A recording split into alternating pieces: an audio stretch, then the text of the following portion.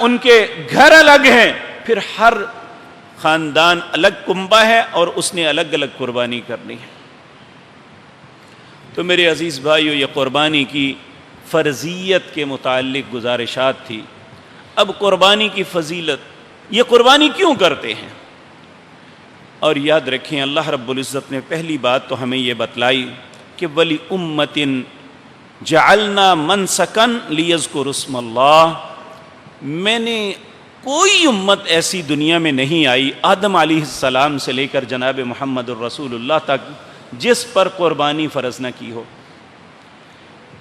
نبی کریم کے پاس ایک فتح مکہ کے بعد ایک بہت بڑا قبیلہ آیا، اس کا سردار آ کے بات کرنے لگا، کہنے لگا یا رسول اللہ صلی اللہ علیہ وسلم، ہم مسلمان ہو جاتے ہیں پر ہماری ایک شرط ہے۔ آپ نے فرمایا کیا شرط ہے؟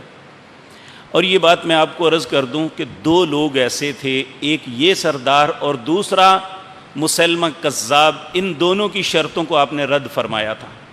مسلمہ کذاب نے نبی کریم سے عرض کیا تھا کہ یا رسول اللہ، اگر آپ اپنے بعد مجھے اپنا جانشین، اپنا نائب مقرر کر دیں تو میں اور میرا قبیلہ مسلمان ہونے کے لیے تیار ہوں۔ تو نبی کریم نے اسے کہا، ایک تنکا پکڑا اور تنکا ایسے توڑا، جو اتنا سا اس طرف تھا نا، آپ نے کہا میں اتنا کچھ بھی تمہیں دینے کے لیے تیار نہیں ہوں، اگر مفاد کے لیے مسلمان ہوتے ہو تو تمہارے لیے کچھ نہیں ہے، جاؤ اٹھ کے چلے جاؤ۔ اور دوسرا یہ شخص بنو سلیم کا تھا، اس نے کہا ہم نماز نہیں پڑھ سکتے، باقی سب کچھ جو آپ کہیں گے کریں گے۔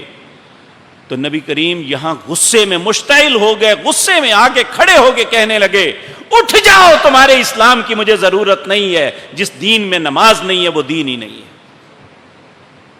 اس کا مطلب ہے ہر دین کے اندر نماز موجود تھی۔ اسی طرح روزے کے متعلق آپ سن آئے ہیں، یا ایھا الذین آمنوا، اے لوگو جو ایمان لائے ہو، کتب علیکم الصیام، تم پہ روزے فرض کیے گئے، کما کتب علی الذین من قبلکم، جس طرح پہلی امتوں پہ روزے فرض کیے اسی طرح تمہارے اوپر الگ سے کوئی بوجھ نہیں ہے۔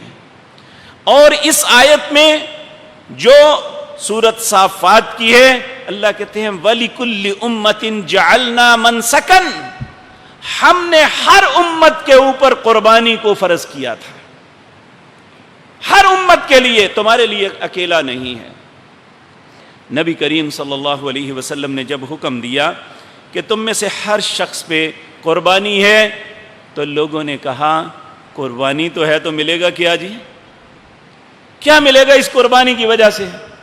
تو نبی کریم صلی اللہ علیہ وسلم نے فرمایا قیامت کا دن ہوگا، یہ قربانی جو ذبح کرتے ہو، یہ اپنے بال، اپنے کھر تک، یعنی بالوں سے لے کر کھر تک ہر چیز کو لے کے آئے گا اور ہر چیز کا ایک اجر ہوگا۔